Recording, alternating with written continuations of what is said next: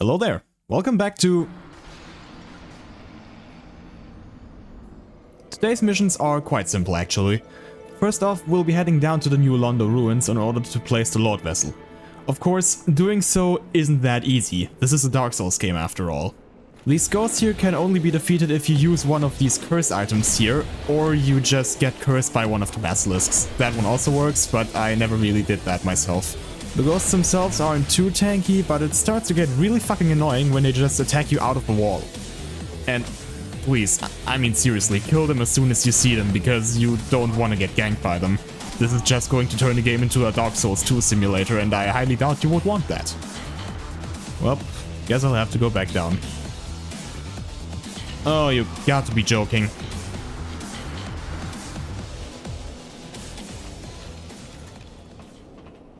What a thrill with darkness and silence. After talking to this red guy over here, we drain the water from the cave and unlock the actual ruins as well as a shortcut to the Valley of Drakes. What the hell is that? Oh, of course. He can hit me through the wall, but I suddenly can't do that. Great. Now there's two of them.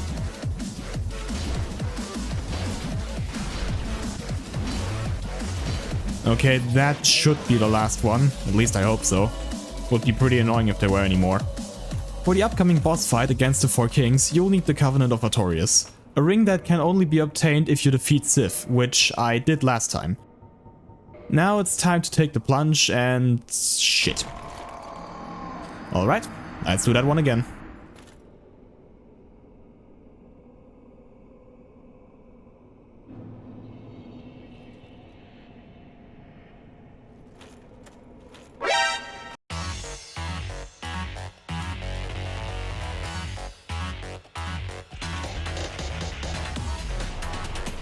The Four Kings are a pretty interesting boss fight. The boss has one really big health bar down here, but the individual kings that you can fight also have smaller health bars. However, if you damage those smaller health bars, the damage you deal to them will automatically be transferred to the big health bar, meaning that you will actually be dealing damage to the boss. After some time passes, another king spawns, meaning that you should take them out as quickly as possible in order to not get overwhelmed. However, this spawn timer doesn't exactly stop. For some weird reason, if the spawn timer is still running down after the fourth king has spawned, you will get a fifth one, and so on and so forth. There isn't really a limit for that. So you can most certainly end up fighting more than 4 kings if your damage output isn't high enough. In my case, a grand total of 6 kings spawned. However, this also means that you don't actually need to kill all 4 of the kings that you were originally intended to fight. If your damage output is high enough, you can potentially beat them in like 3 or maybe even 2 kings. I myself didn't really have that good of a damage output, so I had to do with 3.5, but it's still a boss kill.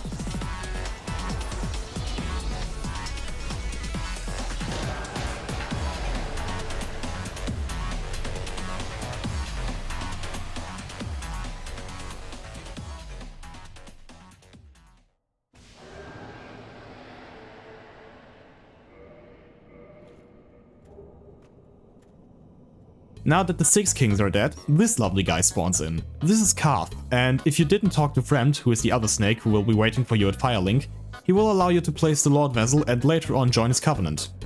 After being transported back to Firelink Altar through, questionable means, we place the salad bowl and open up the paths to the other 3 Lord Soul Bearers. After unlocking the Darkgrave Covenant, we head back to Quelaag's domain and enter the Demon Ruins, realm of copy-pasted Taurus demons, Capra demons, these strange things, and moving statues who can also breathe fire. We also meet an invader. Hey Kirk. Bye Kirk. Oh hey, I know this guy. We'll be killing him at some point, not today, but in the future. He will most certainly cease to be. Entering this corridor next to the boss fog gate, we quickly find sunlight maggots which can drop some practical items. They can drop a helmet which emits light in dark caves, which I will be needing for later. They can also drop sunlight medals, so in case you're in the Sunbro Covenant, you can use those. But what I'm really after here are the red Titanite chunks. They have a very small chance to drop these, which is pretty infuriating. But I will need red chunks in order to actually upgrade my Zweihander. This goes all the way up to Chaos +4 or just +14 in general. I will still be needing a Red Titanite slab, but I also have access to that one now. Because right here where the maggots are, there's also this big wall which you can open up in order to reveal the Isolith shortcut.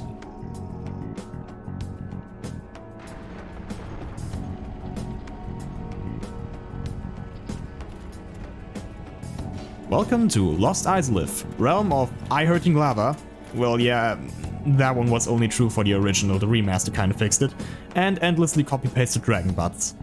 If you get fed up with the really low drop rate of the red chunks from the maggots, you can get fed up with even more enemies who can also drop them. Because if you head further into the ruins, you can encounter these... what exactly are those supposed to be? Toilet demons? Well, whatever their name is. And you most certainly don't want to get grabbed by them. You can kill them and get some red chunks from them, however, just like with the maggots, the drop rate is also pretty abysmal. The room I'm fighting them in also happens to have the red slab that I need. After repeating this route way too many times, I finally got all of the necessary materials in order to fully upgrade my flaming iron. I also got the Pyromancy Fire Whip, but I'm never going to use that one, so yeah. Why am I even mentioning this? Now, all I need in order to fully complete this build, or at least as much as I want to, are a fully upgraded Pyromancy Flame, Black Flame, which I would normally need 2 of, but I don't want to do New Game Plus, so 1 will have to do, level 99, and of course, the most important part of all, the mask. So how about I actually go and get that now? It is now time to descend into the catacombs, again. After reaching Pinwheel's boss room, we ascend this ladder and head on deeper into the catacombs, finally reaching the Tomb of the Giants. This place is filled with giant skeletons, patches, giant skeleton dogs, a black knight right out of nowhere, and complete and utter darkness. That's why I brought the Sunlight Maggot helmet in order to actually see shit. Oh my god, this looks awesome. That's an area you can go to, by the way.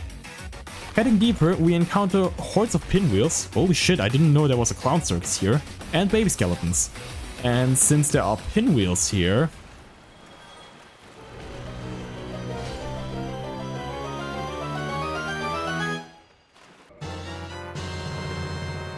Yep, we got it.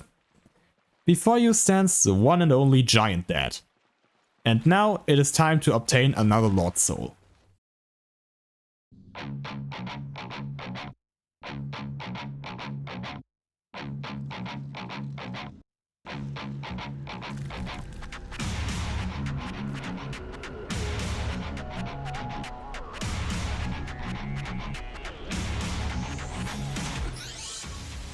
Nito is not really a difficult boss, if I have to be honest. The first time I played this game, I beat him on my first try, but yeah, like I said, the boss himself isn't difficult. What is difficult, however, are these stupid skeletons in the arena who, by the way, will be resurrected after they die. However, you're not the only one that hates these guys. Nito also occasionally kills them, so that's fine. You can, however, permanently shut them down by killing them with an occult weapon. Yeah, mine's chaos, so I'm not going to do that. Alright, fine then, let's do this the normal way. Yeah, okay, that ground stab is pretty annoying. Nito's miasma is pretty dang dangerous if you actually get hit by it. However, as I just said, if you actually get hit by it. I mean, look at this shit. He charges it up way too long, and by the time he actually releases it, I think you could have lapped the entire boss room like 2 times.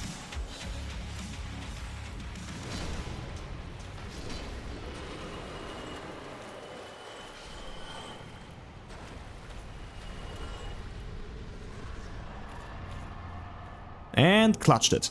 Nito has been slain, and that marks 2 out of 4 Lord Souls. And that will also be everything for today. See you next time, and peace out.